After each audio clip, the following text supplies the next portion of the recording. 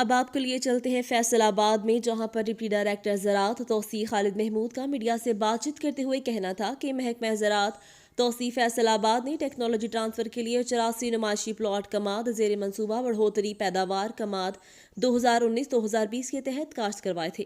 کیمیائی کھادوں زہروں کے اخراجات منصوبے کے تحت محکمہ زراعت توسیع نے ادا کیے ہیں۔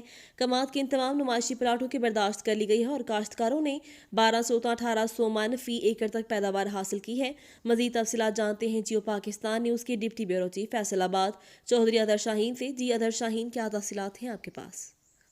جی، فیصل آباد میں ڈپٹی ڈائریکٹر زراعت توسیع فیصل آباد خالد محمود نے کماد کی فصل کی بڑھوتری کے لیے بات چیت کرتے ہوئے بتایا کہ محکمہ زراعت توسیع فیصل آباد نے ٹیکنالوجی ٹرانسفر کے لیے 84 نمائشی پلانٹ کماد زیر منصوبہ بڑھوتری پیداوار کماد 2019-20 کے تحت کاشت کروائے اور کاشتکاروں نے 1200 سے 1800 من فی ایکڑ تک پیداوار حاصل کی ہے۔